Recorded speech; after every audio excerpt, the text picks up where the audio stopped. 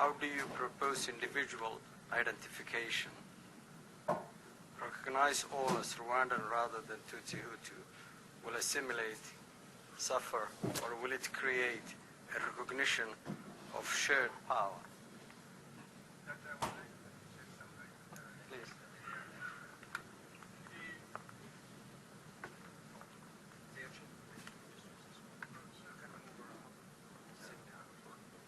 Hello?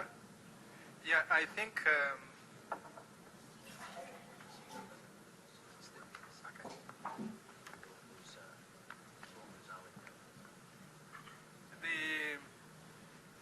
the problem with a state-inspired and state-monitored process of saying there is no Hutu, Tutsi, and Twa simply doesn't work. If this maybe had taken place 100 years ago and somebody had tried and succeeded in creating this Rwandan identity that does not refer to ethnicity, maybe it would have worked. But over the years, during the centuries, but more so during the colonial process, and especially after independence since 1959, the identities have become strongly politicized. Oh. Let me use that. Sure.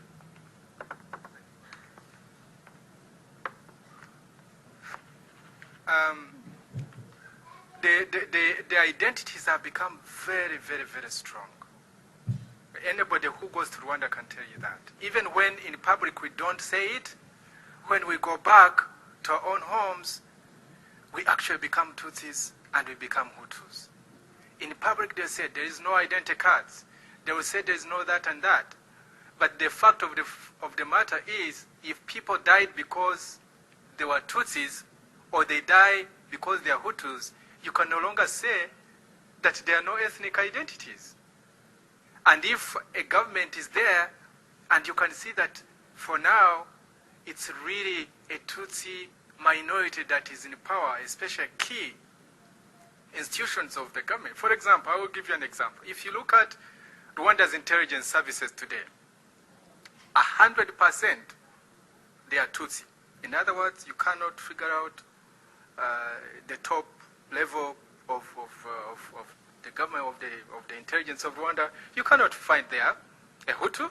So why would you say that Rwanda has achieved reconciliation and we only talk about Rwandans and there are no Hutus and Tutsis? You go to the military, the Minister of Defense, the Army Chief of Staff, the Chief of Defense Forces, the Permanent Secretary, the top guys in the military, 100% they are Tutsis. So when Kagame says, oh, we've reached a point where we are Rwandans, we are proud of being Rwandans, and not Hutus and Tutsis, that's not true.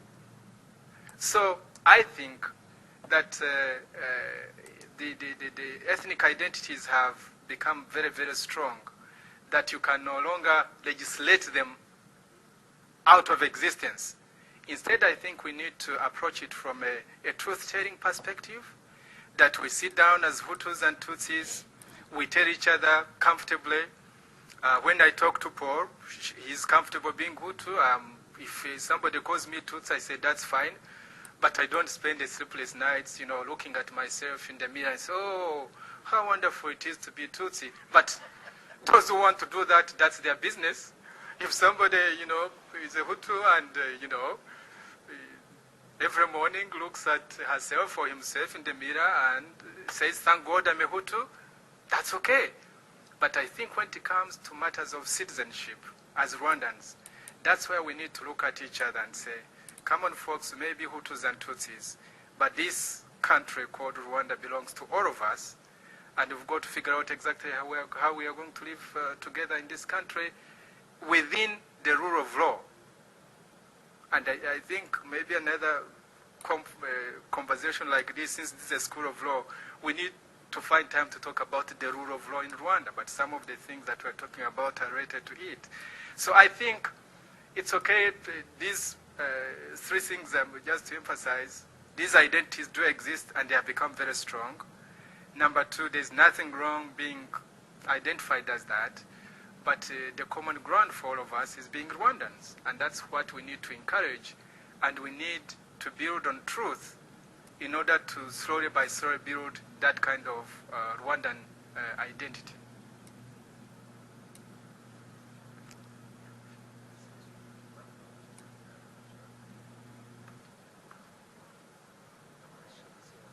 The questions are over? Questions are over. There's Thank only God. one. There's one question. I think Jamal is gone, but he was asking about About Somalia. Somalia and what do Somalis have to learn from this process, and do they really need this to learn from this experience? Let me just say one or two comments about this. There are those who are very deterministic and say the whole idea of state building in Africa is wrong, has gone, taken the wrong way because people don't share fundamental sort of characteristics like the Europeans. The Westphalian sort of notion of one language, one culture, one religion, and all of that. And therefore, Rwanda was was not a sustainable project as a nation state. Well, you take the Somalis, and relatively speaking, Somalis don't have the major cleavages among the Rwandans or in Burundi, where you have distinct sort of histories and have these identities which are very deep-seated. But that has not saved Somalia from these internal conflicts. All you need is by the time you are 5 years old, you memorize your genealogy. It's like the Old Testament, so-and-so begat so-and-so, begat so-and-so, and it depends where you want to stop. And you relate to people, that's the map, that's the internal map, and you read your genealogy. I think what we can learn from this is the courage, the convictions of people like Theo and Paul and others who are striving to engage in truth-telling, in peaceful dialogue, in trying to have this common vision of what is to be done. If there's anything to be learned, I think that's what Somalis and others have to learn. And it doesn't look, it's not very promising, I hate to say, for the simple reason that there's no organized effort that I know of which is looking through that kind of perspective in trying to strive for the shared history and culture and build upon that. Unfortunately, that's not probably, we're not ripe for resolution yet. I'd just like to summarize, or you... Yes, fine. I just want, as the person who was pretending to be the moderator, I'd like to say a couple of comments.